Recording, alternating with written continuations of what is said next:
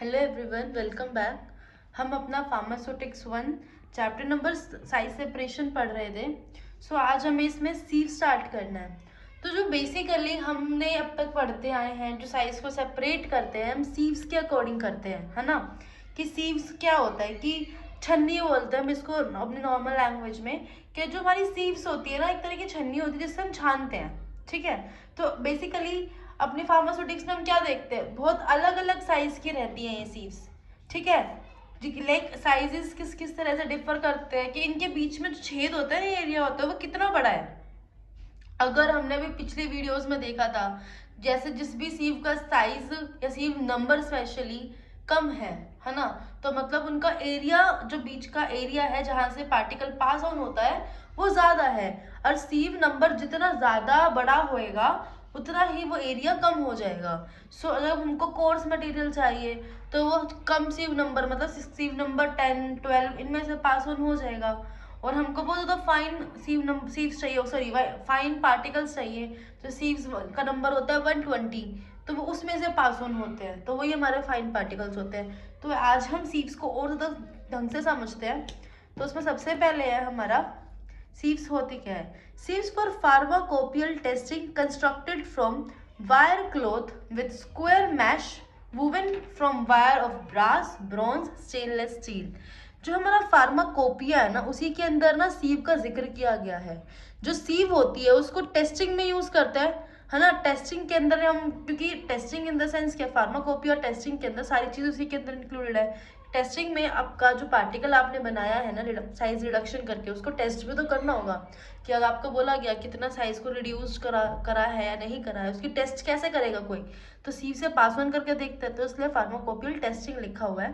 तो ये होता किससे है, सीव से। एक सीव में क्या है, एक वायर का क्लॉथ है। लाइक सीव कुछ नहीं है, लाइक कुछ एक, लाइक ये सीव हो गई, एक तरह का वायर का क्लॉथ हो गया। क्लॉथ इन द सेंस क्या बोला गया कि पूरा जाल है एक तार का, है ना, वो वायर का क्लॉथ हो गया। अब इसके अंदर क्या देखा ना, स्क्वायर मैशेस होते हैं, इनको मैश बोल रहे हैं, इसको हम क्या बोलते हैं, मैश बोलते हैं। ये पूरा का पूरा वायर क्लॉथ है, ठीक है। और जिसका बीच का साइज है ना, एक स्क्वायर हमने देखा, ये एक स्क्वायर ही क्या है, मैश है। अरे मैश का ही हम क्या देखते हैं, साइज देखते हैं, सीव नंबर जो बनाता है। ठीक है। अगर हम कम सीव नंबर बोल रहे हैं तो मतलब मैश का एरिया ज्यादा है। अगर हम सीव नंबर ज्यादा बोल रहे हैं मतलब मैश का एरिया कम है। तो ऐसे ऐसे इसके अंदर बहुत सारे स्क्वायर मैश होते हैं, जो वूवन होते हैं, जो बंधे हुए होते हैं किससे, वायर से। अब वायर में हम ब्रास का वायर ले सकते हैं, ब्रोंज वाला मेटल ले सकते हैं, स्टेनलेस स्टील ले सकते हैं। ठीक है। ज्यादातर तो स्टेनलेस स्टील ही यूज करते हैं ताकि कोई रिएक्शन ना हो। Wire should be uniform circular cross section. जो वायर है वो यूनिफॉर्मली क्रॉस सेक्शन में रहेगी, सर्कुलर क्रॉस सेक्शन रहता है, यूनिफॉर्म रहता है, ताकि हर एक स्क्वायर, हर एक मेश बराबर रहे। And should not be coated with और प्लेटेड। इसको ना तो कभी कोट किया जाता, ना ही प्लेट किया जाता है इस पे। ठीक है। There should be no reaction between sieve and material. Sieve के अंदर से पास ऑन करेंगे जो भी मटेरियल, उसमें और सीव के बीच में किसी भी तरह का रिएक्शन नहीं होना चाहिए। स्टैंडर्ड ऑफ सीव्स में क्या आ जाएगा, नंबर ऑफ सीव्स की कितनी सीव्स नंबर होनी चाहिए। Sieve number indicate number of mesh, जैसे मैंने भी आपको बताया था मैश का साइज सीव नंबर बता रहा है। तो sieve number indicate number of mesh in a length of 2.54 centimetre in each transverse direction parallel to wires. कि मतलब एक बेसिकली एक अप्रोक्सीमेटली लेंथ का जिक्र कर दिया है कि जो लेंथ होती है ना 2.54 सेंटीमीटर की होती है हर एक ट्रांसवर्स डायरेक्शन की। लाइक ऐसे ये पैरेलल जा रही है सारी की सारी रेस, ये ट्रांसवर्सली आ गई। तो जब ट्रांसवर्स डायरेक्शन की जो लेंथ है ना, ये लेंथ आपकी जाएगी 2.54 सेंटीमीटर की लेंथ हो जाती है ये। क्योंकि एक लेक हो ना, एक वायर ऐसे पड़ेगी, एक वायर ऐसे पड़ेगी, तभी तो अपना स्क्वायर बन पाएगा। ऐसे ऐसे बहुत सारी वायर पैरेलली है, और इन्हीं का ट्रांसवर्स में और वायर गिर जाएंगी, तो ये हमारा क्या बन जाता है, एक मैश बन जाता है। ठीक है। और यही नंबर ऑफ सीव बताते हैं। फिर आता है nominal size of aperture. Aperture का साइज क्या रहेगा, it indicate the distance between the wire. जो वायर्स है आपस में कितनी कितनी दूरी पर है, वही नॉमिनल साइज बताएगा अपर्चर का। It represent the length of the side of square aperture. ये भी बताता है कि जो स्क्वायर का अपर्चर से एक मैश बना है ना, तो इसमें जो स्क्वायर्स की अपने आप आपकी लेंथ है कितनी कितनी है। अब स्क्वायर है तो हमको लेंथ की बात कर रहे हैं, तो हमें पता होना चाहिए स्क्वायर की तो सारी साइड्स की लेंथ सब हमेशा सेम होती है। तो तो लेंथ का मान बोला जाए तो समझ लो हर किसी की लेंथ की ही बात कर रहे हैं, चारों तरफ की।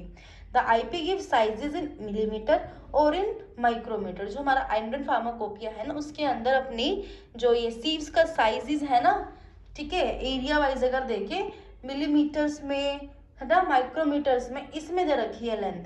तो हमको इतना छोटा इनको रखना पड़ता है। जब हमने लास्ट क्लास में देखा था उसके अंदर भी हमने लाइक सीव नंबर देखे थे ना, 12, सीव नंबर 10, 44, इन सब में हमने क्या देखा था, इनके साइजेस। जो बड़ी वाली सीव्स थी उसका मिलीमीटर में था, लेकिन जैसे हमारा सीव, जैसे लाइक सीव नंबर छोटा था, 10 था, तो उसका साइज था हमारा मिलीमीटर्स में। लेकिन जैसे जैसे हमारा सीव नंबर बढ़ता चला गया, हमारा साइज माइक्रोमीटर में होता चला गया था, ठीक है। फिर आता है नॉमिनल डायामीटर ऑफ वायर, कि डायामीटर क्या है। Mesh size made from wire having specified diameter in order to give suitable aperture. जो मैश है सीव के अंदर वायर से बनी हुई, उन सबका अपना एक पर्टिकुलरली डायामीटर होता है, जिसकी वजह से एक सुटेबल अपर्चर साइज मिलता है और एक सफिशिएंट स्ट्रेंथ मिलती है। इससे ना ही डिस्टॉर्शन भी नहीं हो पाती। बेसिकली एक पर्टिकुलर डायमीटर रहता है, डायमीटर हर किसी का सेम रहता है, तो इससे होता क्या है कि एक सुटेबल अपर्चर मिलता है, सही साइज मिलता है अपर्चर को, ठीक है, और एक स्ट्रेंथ भी अच्छे से मिलती है, ठीक।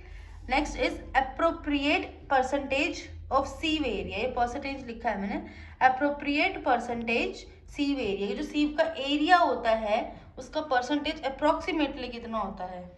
The standard express area of the mesh as a percentage of the total area of a sieve। हम क्या बोलते हैं कि हम क्या कहते हैं कि जो mesh का एरिया है, लाइक mesh का जो एरिया है और जो पूरी सीव का एरिया है ना, इनका हम परसेंटेज देखते हैं। हम परसेंटेज क्या निकालेंगे, बेसिकली mesh का जो एरिया है ना, बाय में जो हमारा टोटल सीव का एरिया है, ठीक है, इसकी हम परसेंटेज निकालते हैं। तो ये हमारे यही approximate percentage of sieve area होता है, ठीक है। Sieving area kept within the range of 35 to 40% in order to give suitable strength. अगर हमको देखनी है कि सुटेबल स्ट्रेंथ वाली अगर हमें सीव देखनी है तो उसका जो परसेंटेज निकलता है 35 to 40 के बीच में ही रहता है। लाइक परसेंटेज कैसे निकलेगा, मेश का area by total area of sieve इस इंटू में 100% कर देंगे, तो परसेंटेज क्योंकि 100 से मल्टीप्लाई करता है कुछ में तो परसेंटेज निकल जाती है। तो ऐसे हम एक अप्रॉक्सीमेट एरिया निकाल लेते हैं। Next is tolerance average aperture size. ये क्या होता है, aperture size is unavoidable and when it expressed as a percentage it is known as aperture tolerance average. जो अपर्चर का साइज है जहां से मेन पार्टिकल पास ऑन हो रहा है, तो जो उसका साइज है ना, हम उसको ऐसे नहीं कर सकते अवॉइड कर दो, उसको हमें बहुत ध्यान देना पड़ता है। और जो उसका साइज होता है ना, उसको हम परसेंटेज में कैलकुलेट करते हैं, उसी को ही हम अपर्चर टॉलरेंस एवरेज निकालते हैं, ठीक है। Fine mesh can not be woven with the same accuracy as coarse mesh. अब जो हमको ऐसी फाइन पाउडर्स के लिए जो हमने मैश तैयार करी है, वो उसकी एक्यूरेट हमको कोर्स मैश के लिए नहीं दे सकती। वो एक्यूरेसी जो फाइन पार्टिकल्स के लिए देगी, है ना, वो कोर्स वालों के लिए नहीं देगी। Hence the aperture tolerance of average is smaller for coarse size than fine sizes।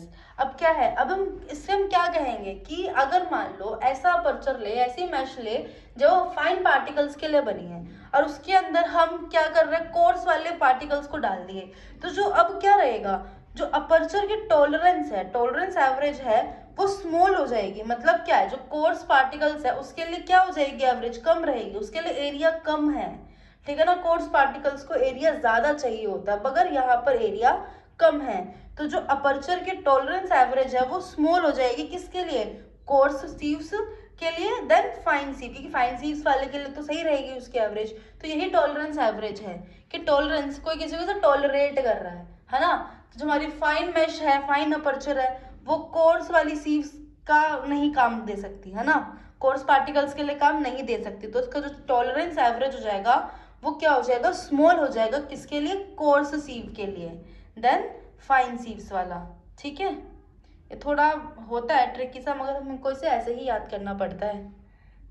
तो हमारे कुछ जो स्टैंडर्ड्स थे, ये स्टैंडर्ड्स थे सीव्स के लिए कि सीव्स कैसे कैसे होनी चाहिए। उसके अंदर हमने देख लिया नंबर ऑफ सीव्स होनी चाहिए, कितनी उसके मतलब कि सीव्स होनी चाहिए, पैरेलल ट्रांसवर्स वायर्स कितनी होनी चाहिए वो देख ली। नॉमिनल साइज ऑफ अपर्चर देख, किसी अपर्चर का कितना नॉर्मली साइज होना चाहिए, मिलीमीटर टू माइक्रोमीटर के अंदर उनकी लेंथ होनी चाहिए, ये देख लिया हमने। फिर nominal diameter of wire, diameter कितना होना चाहिए जिससे उसकी स्ट्रेंथ मेंटेन रहे, सफिशिएंट स्ट्रेंथ मिले। फिर अप्रोक्सीमेटली सीव एरिया कितना होना चाहिए, हमने वो भी देख लिया, परसेंटेज में निकालता है approximate percentage of sieve area, इसका मैं परसेंटेज पूरा लिख देती हूँ, ठीक है। Approximate percentage of sieve area हमने निकाल लिया, mesh area by total area into में 100।